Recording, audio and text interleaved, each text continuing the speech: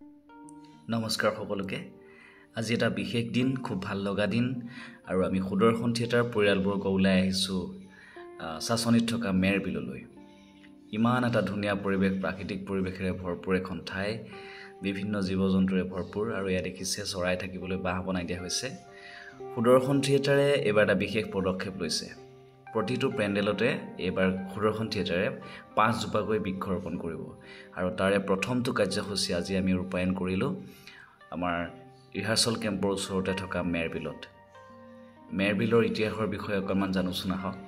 ইমান এটা ধুনীয়া পৰিবেশ আপোনালোক সকলো ইয়ালৈ আহিব মেৰবিলখন সঁচাকৈ বৰ ধুনীয়া এইখন অসমৰ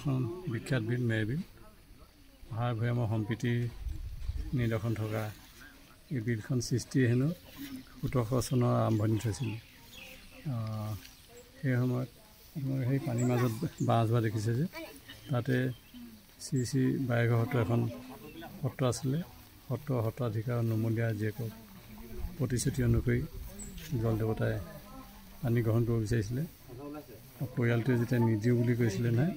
তেতিয়াই সেই বাঁহজোপাৰ পৰা অলপ আঁতৰত ভূগৰ্ভৰ পৰা ভুমুক ফুটি পিনে এই ঠাইখিনি পানীয়ে প্লাবিত কৰিছিলে মেৰিয়াই ধৰিছিলে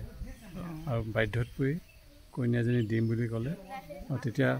এখন পুষ্পসজ্জিত সোণৰ নাৱত জল দেৱতাই দৰা সাজত তাইক নিব আহিছিলে সেই ভাগি কাল্পনিক যিটো এতিয়াতো বনাই থৈছে ন কন্যাজনী আৰু পৰিয়ালে আৰু মৃত্যু কুটুম্বই যথা ইতিমতে যেতিয়া নাওখনত তুলি দিলে তাইক লৈ গ'ল আৰু ইয়াতে সেই অৰুণাচলৰ নক্তীয় ৰজা যিজন নৌতম তেওঁ ইয়াতে শৰণ লৈছিলেহি আজিও তাৰমানে নগাসকল ইয়ালৈ খুব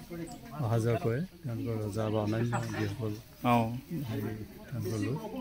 তাৰোপৰি তাৰমানে কি হ'ল এই যে পানীয়ে যে মেৰিয়াই ধৰিছিলে সেইকাৰণে ইয়াৰ নাম মেৰবিল